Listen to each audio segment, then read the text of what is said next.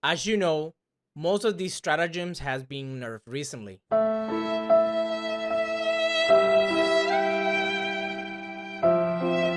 I've been playing with the flamethrower for quite a while now, even before it got buffed. This loadout got buffed technically 2 times. The first buff, they increased the damage overtime speed up to 50%, which is gonna help burning enemies quicker. In addition, now we'll see more ads spawning, which make this loadout more ideal to bring in a mission. Now, people who have been following me for quite a while now, they know how much I like playing with fire, which made this my favorite loadout right now in Helldivers 2. So without further ado, let's go over the breakdown of this loadout. Alright, let's go over the stratagems we're gonna be using this loadout. And the first one is gonna be the flamethrower, obviously. This is the main star of the show, and this weapon provides excellent crowd control and damage to most enemies with the expense of some mobility. However, I found out that once you practice with it, you'll master how to move around without feeling that stationary to kill things. This weapon is very effective against bugs, but I find out that you can still kill most automatons with this thing, but it's not really ideal for the fact that you still have to deal with the mobility, and they can easily shoot you down if you don't have the shield. So I would not really bring this to the automatons area. Also, this is one of the few weapons in the game that can make your character go like this.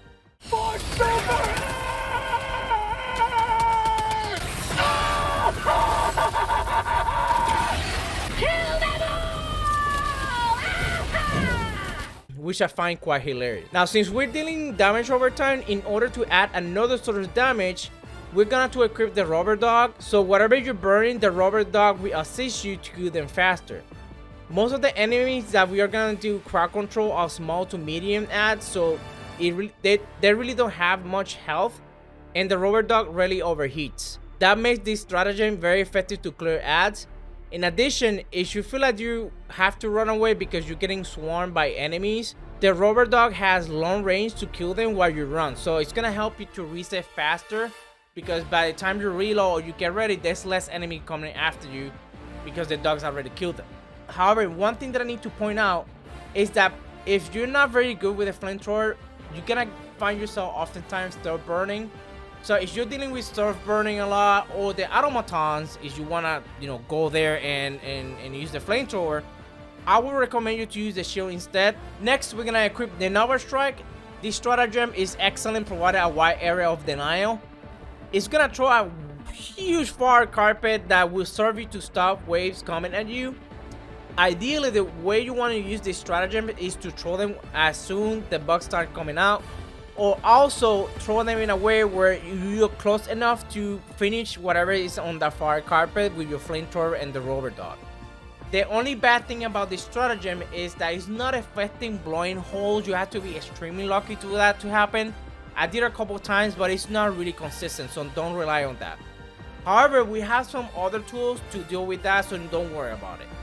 Lastly, we're gonna use the Orbital Laser, and this tool will help you to clear things when they get out of control. This will vaporize a designated area, so be mindful using this stratagem because it only has 3 uses. My rule of thumb is usually to use it on each objective, but make sure that you always save 1 use for the extraction, which is usually when it gets really nasty. Another option is you don't want to deal, for example, with the Bio-Titan specifically, you can use the 5 kg bomb instead, but it's really up to you because most teammates will carry this anyways, so there's that.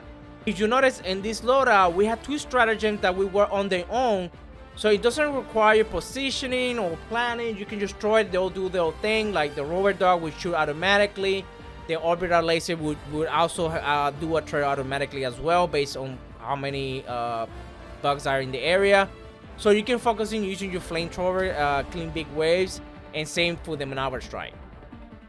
Next topic, weapons and armor.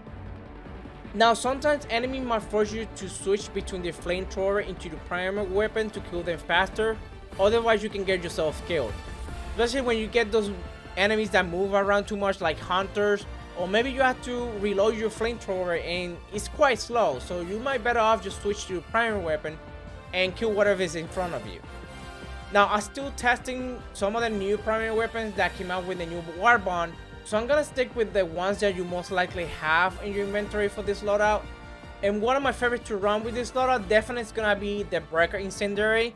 It's gonna help us to keep the target burning going, and overall it's the most fun weapon to use. Now, if you want to use something more aligned with the current meta, you can use the new laser rifle called the Sickle.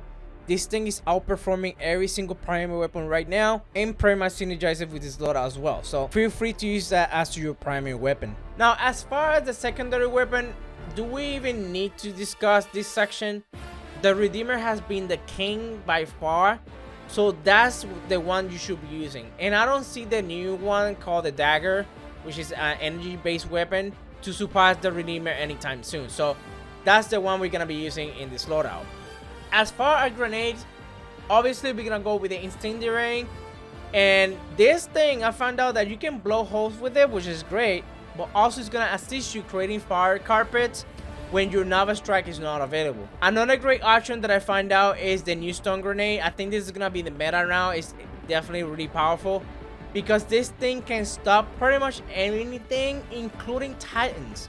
So you can basically throw this and start dropping your stratagem on them, or just simply use your Flamethrower to burn them in place. The problem with this grenade is that it doesn't blow holes, so if you don't have any stratagem that can blow holes, especially on the blow hole mission, you're definitely gonna have a hard time and you're gonna pretty much be useless to the team. So we're gonna stick with Incendiary, so everything that we have equipped has heat or fire. Now, as for the armor, I really prefer using the engineering kit just to get those 2 extra nades. But if you're doing the automatons, definitely you want to run fortified to have some explosive damage resistance. Now, if you find yourself start burning a lot, in order to combat the damage over time of the fire, the medkit passive might be more useful for the fact that you have extra stems and also extend the duration of that stem just to combat that damage over time. Alright guys, and these are tips that can help to make the most out of the Flamethrower. If you aim towards the floor, it leaves fire trails which you can use to create your own fire carpet, and this fire lasts up to 15 seconds on the floor. This is very helpful and strong to help you to keep the damage over time. Even if your Naval Strike or Incendiary Grenades fire carpet warns off. This means that if you aim straight, you won't be able to burn the floor, making it a little bit ineffective, especially when you have multiple waves coming at you. The only reason that you should not shoot the floor is when you're aiming something specific like a weak spot or certain enemy types. If you're facing a charger, the quickest way to get rid of them is by aiming the legs, which can kill them in seconds. As for the Hive Guards, you want to aim under them so they can bypass the armor and cook under these. Otherwise, the fire will ricochet and they will take longer to kill. And if you're crazy enough to face the automatons with the Flamethrower, make sure you burn the red glowing part, which is usually the head. And for the Devastator, you want to make sure you use short bursts of fire. You don't want to stay long because they can just shoot their rockets and blast you out of the planet. Now, as for the Titan, honestly, they are a bit more difficult and it takes way too long to kill with the Flamethrower. So if you're dealing with Titan, just throw the orbital laser and then kind of throw short bursts of fire, but make sure that you're burning underneath their shell so they can just take damage faster. Now, another tip, if you drop your Napalm Strike, sometimes the target might not move to the designated area, so make sure you throw a grenade, just shoot at them just to grab your attention so they start walking towards you so they can take damage from the initial explosion and they start burning right away. And if you don't have your Napalm Strike available, make sure you use your fire nades to create a fire carpet so you can start burning the enemies before they come at you. Also, pay attention to bot bridge notification to make sure that you start dropping the Napalm Strike or your Incendiary nades and start burning before they come out of the hole. That way you can start the wave from spreading and make it easier just to clear the area. Also, don't forget that you always have a primary weapon, so in certain situations you cannot rely on the Flamethrower, so make sure that you use your primary weapon, because I know it gets really fun using the Flamethrower and you lose awareness of this or what is going on, and then you potentially might get killed because of it. While recording and editing this video, Arrowhead has dropped a new patch for Helldivers 2, and yet again this loadout has received another buff. We got a Breaking Incendiary buff, which is gonna increase the damage per bullet, increase from 15 per bullet to 20 per bullet, and the fire damage per tick increased by 50% from all sources. So that means that the Naval Strike got buffed pretty much, Incendiary Grenades got buffed, everything that has this loadout regarding fire has gone buff. Now, I also had to point out, because now we do more damage, you have to be careful to not turn yourself on fire, because the fire now actually eats your health really fast. So the stim, if you're not really fast with it, you might potentially get killed. So be careful now. I noticed that definitely with these changes, the fire inflicts more damage on you. I'm glad we got another buff, boys, and the build has become way stronger. So enjoy. Alright guys, I'm guessing you're still watching this video, you like this type of content. Consider subscribing for more videos like this. Let me know in the section below what are your thoughts on this loadout. Also, please leave a like on this video to put it out there. Thank you so much for watching. It's your boy Nesto signing off.